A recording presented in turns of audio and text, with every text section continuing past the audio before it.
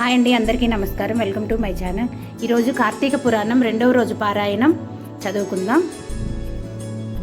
ఓం గం గణపతియే నమః. ఓం నమః శివాయ. కార్తీక పురాణం మహాపురాణము, సంపూర్ణ కార్తీక మహాపురాణము 2వ రోజు పారాయణము, తృతీయాధ్యాయము. బ్రహ్మర్షి అయిన శ్రీ వశిష్ఠ మహర్షి రాజర్షి అయిన జనకునికి ఇంకా ఇలా చెప్పసాగాడు. రాజా, స్నాన దాన జప తపాలలో దేవిని గాని ఈ కార్తీక మాసంలో ఏ కొద్దిపాటిగా ఆచరించినప్పటికీ కూడా అది అక్షయమైన ఫలాన్నిస్తుంది. ఎవరైతే సుఖలాలసులై శరీర కష్టానికి జడిచి కార్తీక వ్రతాన్ని ఆచరించరో అటువంటి వాళ్ళు 100 జన్మలు కుక్కలుగా పుడతారు. శ్లోకం. పౌర్ణమ్యాం కార్తికే మాసి స్నానాం దీస్తు నాచరన్ కోటి జన్మసు చండాల యోనౌ సంజయతే నృప. శ్లోకం. క్రమాద్యోనౌ సముస్తన్నో భవతి బ్రహ్మరాక్షసః అత్రైవోదాహరంతిం మా మితిహాసం పురాతనం. భావం. కార్తీక పౌర్ణమి నాడు స్నాన దాన జపోపవాసాలలో ఏదో ఒకటి కూడా ఆచరించని వాళ్ళు కోటి పర్యాయాలు చండాలపు యోనులలో జన్మించి తుదుకు బ్రహ్మ రాక్షసులుగా పరిణమిస్తారు. ఇందుకు ఉదాహరణగా ఒక గాథను చెబుతాను, విను. తత్వనిష్టోపాఖ్యానముహ. అతి పూర్వకాలంలో ఆంధ్రదేశంలో తత్వనిష్ఠుడనే బ్రాహ్మణుడు ఉండేవాడు. సకల శాస్త్ర పారంగతుడు, అసత్యములను పలుకనివాడు. అన్ని భూతములందేను దయాళువు, తీర్థాటన ప్రియుడు అయిన ఆ విప్రుడు ఒకానొక తీర్థయాత్ర సందర్భముగా ప్రయాణిస్తూ మార్గమధ్యంలో గోదావరి తీరనగర ఒకానొక ఎత్తైన మర్రి చెట్టుని మీద కారు నలుపు కాయచ్ఛాయ గలవాళ్ళు, ఎండిన డొక్కలు గలవాళ్ళు, ఎర్రని నేత్రములు గడ్డములు కలవాళ్ళు, గుచ్చబడిన ఇనుప తీగలకి మల్లె పైకి నిక్కి ఉన్న తల వెంట్రుకలతో వికృత వదనార విందాలతో కత్తులు కపాలాలు ధరించి సర్వజీవ భయంకరులుగా ఉన్న 3 బ్రహ్మ రాక్షసులను చూశాడు. ఆ రాక్షసుల వలన భయము చేత ఆ మర్రి చెట్టు 4 వైపులా కూడా 12 మైళ్ళ దూరంలో ఎక్కడా ప్రాణి సంచారం అనేది ఉండేది కాదు.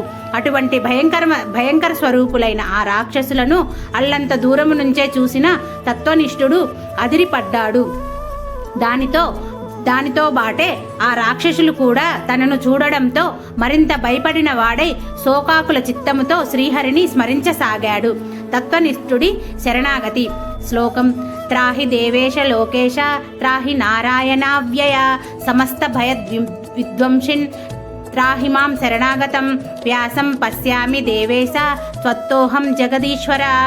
అంటే దేవతలకు లోకాలకు కూడా యజమానివైన వాడా నారాయణ, అవ్యయ, నన్ను కాపాడు, అన్ని రకాల భయాలను అంతము చేసేవాడు, నిన్నే శరణు కోరుతున్నా నన్ను రక్షించు ఓ జగదీశ్వర. నువ్వు తప్ప ఇంకొక దిక్కు ఎరుగని వాడను, నన్ను కాపాడు, రక్షించు అని ఎలుగెత్తి స్మరించుచు రాక్షస భయముతో అక్కడ నుంచి పారిపోసాగాడు. అతనిని పట్టి వదిలించాలనే తలంపుతో ఆ రాక్షస త్రయము అతని వెనుకనే పరిగెత్తసాగినది. రక్కసుల పారునికి చేరువవుతున్న కొద్దీ సాత్వికమైన విప్రతేజస్సు కంటబడటం వలన తెరిపి లేకుండా అతనిచే స్మరించబడుతున్న హరినామము చెవులబడుట వలన వెంటనే వారికి జ్ఞానోదయమైంది. అదే తడవుగా ఆ బాపని కెదురుగా చేరుకొని దండ ప్రణామాలాచరించి అతనికి తమ వలన కీడు కలగబోదని నమ్మబలికి, ఓ బ్రాహ్మణుడా, నీ దర్శనముతో మా పాపాలు నశించిపోయాయి అని పునః నమస్కరించారు. వారి నమ్రతకు కుదుటపడిన హృదయముతో తత్వనిష్ఠుడు, మీరెవరు? చేయరాని పనులు వేణిని చేయడం వలన ఇలా అయిపోయారు. మీ మాటలు వింటుంటే బుద్ధిమంతుల్లా ఉన్నారు. మరి ఈ వికృత రూపాలేమిటి? నాకు వివరముగా చెప్పండి. మీ భయబాధావలి తొలగే దారి చెబుతాను అన్నాడు. ద్రావిడుని కథ. పారుని పలుకులపై ఆ రక్కసులలో ఒకడు తన కథనిలా వినిపించసాగాడు. విప్రోత్తమ, నేను ద్రావిడునను. ద్రవిడ దేశమందలి మందరమనే గ్రామాధికారినైన నేను కులానికి బ్రాహ్మణునే అయినా గుణానికి కుటులుడిని. వంచనామయ వచః చమత్కారుడిని అయి ఉండేవాడిని. నా కుటుంబము శ్రేయస్సుకై అనేక మంది విప్రుల విత్తాన్ని హరించాను. బంధువులకు గాని బ్రాహ్మణులకు గాని ఏనాడు పట్టడన్నమునైనా పెట్టి ఎరుగను. నయవంచనాలతో బ్రాహ్మణ ధనాన్ని అపహరించడం చేత నా కుటుంబము నాతో సహా 7 తరాల వాళ్ళు అధోగతుల పాలైపోయారు. మరణాంతరము దుస్సాహసమైన నరకయాతనలను అనుభవించి చివరికిలా బ్రహ్మరాక్షసుడయ్యాను. కృపాయత్త చిత్తుడివై నాకు ముక్తినిచ్చే యుక్తిని చెప్పు అన్నాడు. ఆంధ్రదేశీయుని గాథ. 2వ రాక్షసునిలా విన్నవించుకోసాగాడు. ఓ పవిత్రుడా, నేను ఆంధ్రుడను. నిత్యము నా తల్లిదండ్రులతో కలహించుచు వారిని దూషించుచు ఉండేవాడిని. నేను నా భార్యా పిల్లలతో మృష్టాన్నాన్ని తింటూ తల్లిదండ్రులకు మాత్రం సద్దికూటిని పడవేసేవాడిని. బాంధవ బ్రాహ్మణ కోటికేనాడు ఒక పూట భోజనము పెట్టగా విపరీతముగా ధనార్జన చేసి ఆ కావరముతో బ్రతికేవాడిని. ఆ శరీరము కాలం చేశాక నరకాన పడి ఘోరాతి ఘోరమైన బాధలను అనుభవించి చివరికి కిక్కడిలా పరిణమించాను. ఆ ద్రావిదునికి వలనే నాకు కూడా ముక్తి కలిగే దారిని బోధించము అని అన్నాడు. పూజారి కథ. అనంతరం 3వ రాక్షసుడు ముందరకు వచ్చి ఇలా మొరపెట్టనారంభించాడు. ఓ సదాచార సంపన్నుడా, నేను ఆంధ్రదేశపు బ్రాహ్మణుడను. విష్ణాలయంలో పూజారిగా ఉండేవాడిని. కాముకుడునను అహంభావిని కఠిన వచస్కుడిని అయిన నేను భక్తులు స్వామివారికి అర్పించే కైంకర్యాలన్నిటినీ నా వేశ్యలకు అందజేసి విష్ణు సేవలను సక్రమంగా చేయక గర్వముతో ఎగిరేవాడిని. తుదకు గుడి దీపాలలో నూనెను కూడా హరించి వేశ్యలకు ధారపోసి వారితో సంభోగ సుఖములను అనుభవించుచు పాపపుణ్య విచక్షణారహితుడనై ప్రవర్తించేవాడిని. ఆ నా దోషాలకు ప్రతిఫలంగా నరకమును చవిచూసి అనంతరం ఈ భూమిపై నానా విధహీన యోనులలోనూ నానా నీచ జన్మలలోనూ ఎత్తి కట్టకడికి బెట్టిదమైన బ్రహ్మరాక్షసునిగా పరిణమించాను. ఓ సదాయుడా, నన్ను మన్నించి మరలా జన్మించే అవసరం లేకుండా మోక్షాన్ని పొందే మార్గాన్ని ప్రవచించవయ్యా అని ప్రార్థించాడు. బ్రహ్మరాక్షసుల ఉత్తమ గతి పొందుట. తమ పూర్వ భవకృత మహాఘరాశికి ఎంతగానో పశ్చాత్తాపడుతున్న ఆ రక్కసులకు అభయమిచ్చి భయపడకండి, నాతో కలిసి కార్తీక స్నానానికి రండి, మీ సమస్త దోషాలు నశించిపోతాయి అని చెప్పి వారికి తన వెంట బయలుదేరదీశాడు బ్రాహ్మణుడు. అందరూ కలిసి కావేరీ నదిని చేరారు. అక్కడ తత్వనిష్ఠుడు బ్రహ్మరాక్షసు నిమిత్తమై సంకల్పం చేసి తాను స్వయంగా ముందు స్నానం చేసి పిమ్మట రక్కసుల చేత కూడా స్నానం చేయించాడు. అనంతరం శ్లోకం. అముకానాం బ్రహ్మ రాక్షత్వం వివారణార్థం అస్యం కావేర్యం ప్రాతనః స్నానమహం కరిష్యే అనే సంకల్పముతో అతడు విధి విధానముగా స్నానం చేసి తత్ఫలాన్ని బ్రహ్మరాక్షసులకు ధారపోయగా వారు విగత దోషులు దివ్యవేషులు అయి తక్షణమే వైకుంఠానికి ప్రయాణమయ్యారు.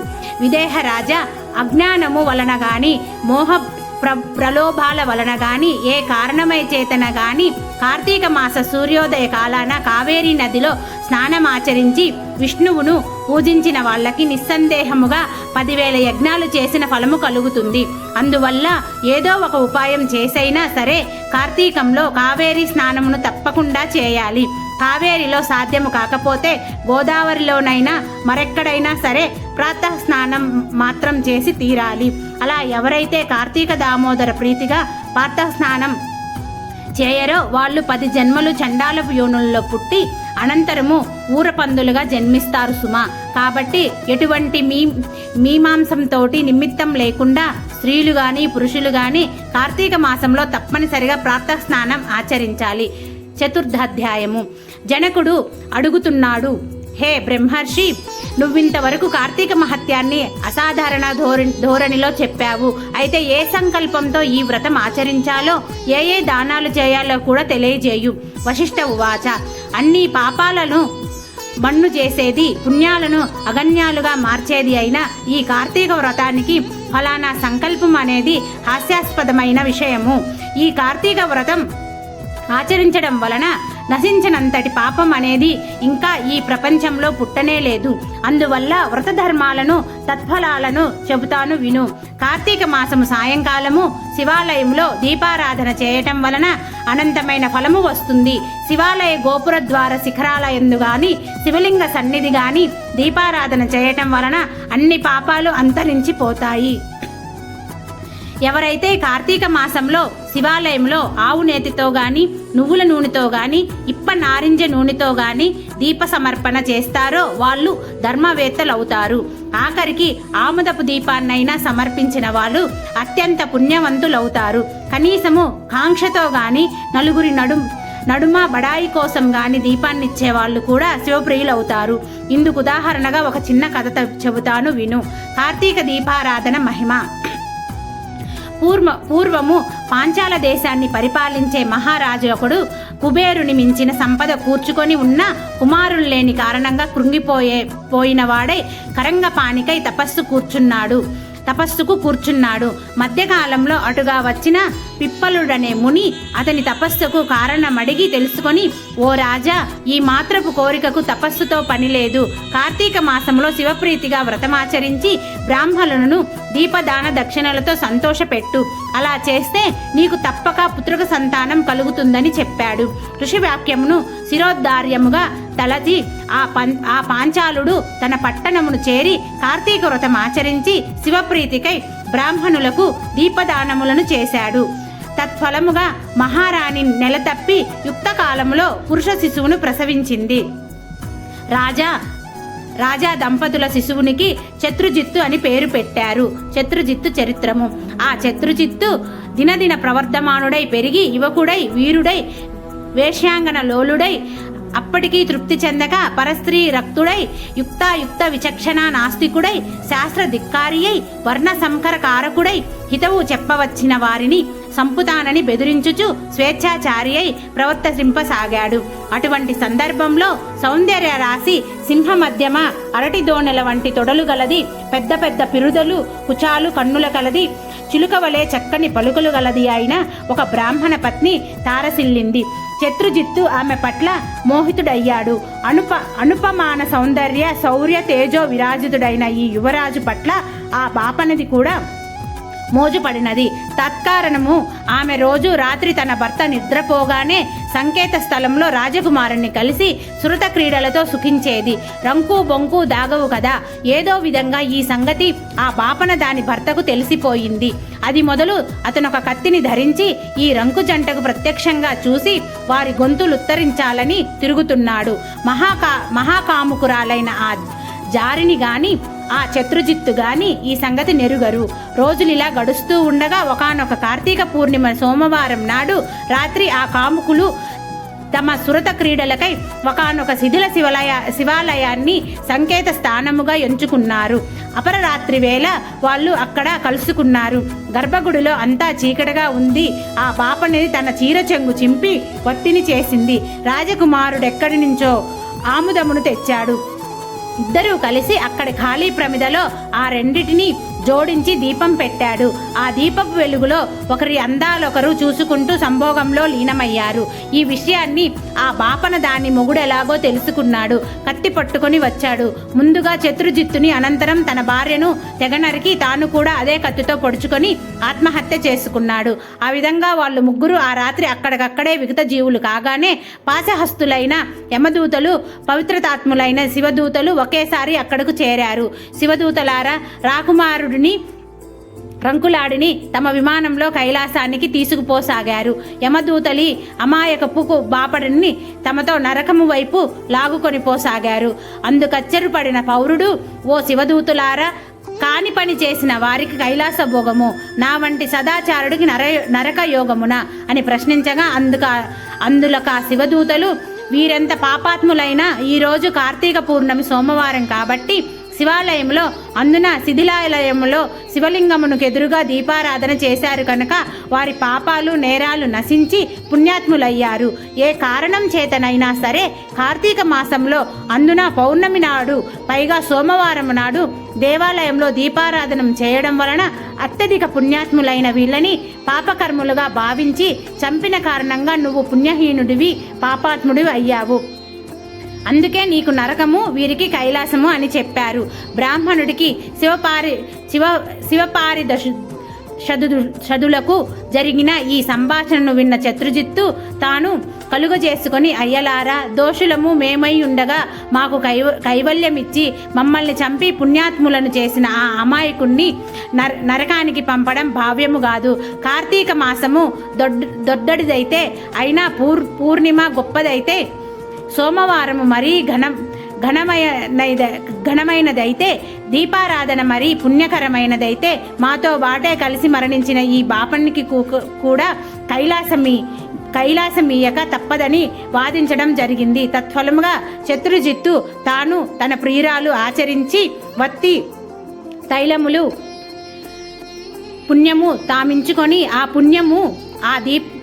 ఆ దీపమును వెలిగించిన పుణ్యమును బ్రాహ్మణునికి దారపోయగా శివదూతులు ఆ విప్రుణ్ణి కూడా యమదూతల నుండి విడిపించి తమతో కైలాసానికి తీసుకువెళ్లారు. కాబట్టి ఓ మిథిలా నగరీధీశ్వర, కార్తీక మాసంలో తప్పనిసరిగా శివాలయంలో కానీ విష్ణాలయంలో కానీ దీపారాధన చేసి తీరాలి. నెల పొడుగునా చేసిన వాళ్ళు జ్ఞానులై తద్వారా మోక్షాన్ని పొందగలుగుతారు.